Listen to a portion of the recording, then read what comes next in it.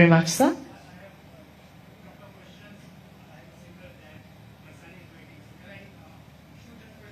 Sure, no problem. Would you need the mic? Sorry to break the rules. The gentleman in the middle spoke of English language.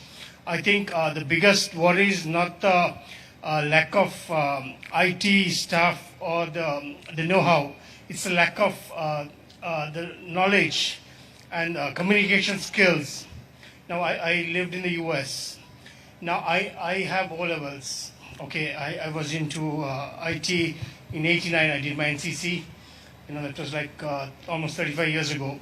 So I dropped out of the race. Anyways, communication skills very important, and the ability to speak, right? So, Dr. Nalinda Jayati sir, can you make English the official language in about 5 years' time or in 10 years' time? Number one. As much as ICT is helpful to everybody, there is a negative aspect as well. The social media has given rise to a generation of idiots, and there is a huge social cost as well. How are you going to address that? Now, if I were you, if I'm in the government, I would say I would limit social media to like 3 hours a day. That's huge. People are getting divorced, kids are not studying. So I don't know how you're going to address social media, the cancer of social media. The other thing is making English the official language. We need to keep up with the world. I love the Sinhalese language, I love Tamil, but it's not going to help us because we don't have resources in this country. Our people are our asset. So you educate them in English, they learn everything on their own, be it law, medicine, ICT. So before we focus on ICT itself, I would humbly ask you to have a policy to how we're going to make this an English-speaking nation. Thank you.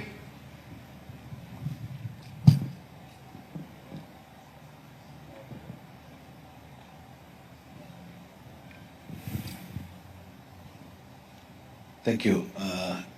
Actually, we are considering the education reforms from the primary education.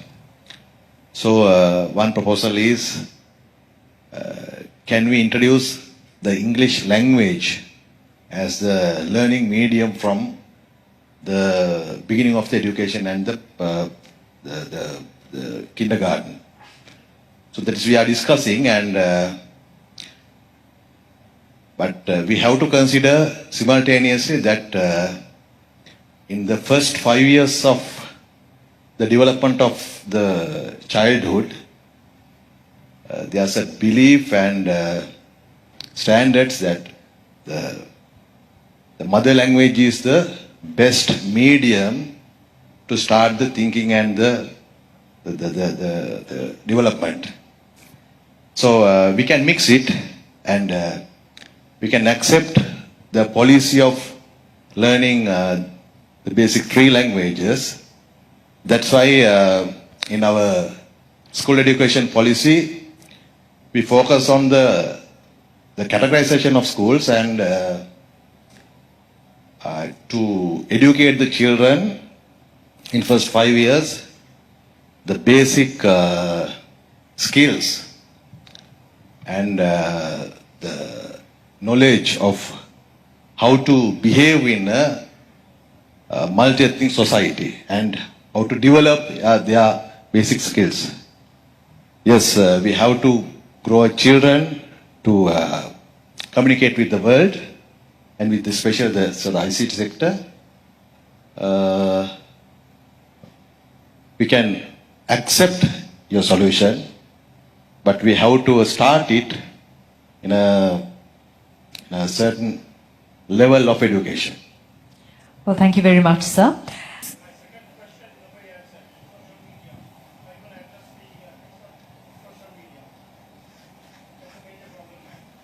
So I think your concern is right. It's not only a Sri Lankan issue; it's a global issue. I don't think we can put limitations on the social media usage. There's no law to say, but there is a lot of education and processes that we can bring. How do you how do you ensure that the digital usage is minimized and children have different other activities to do.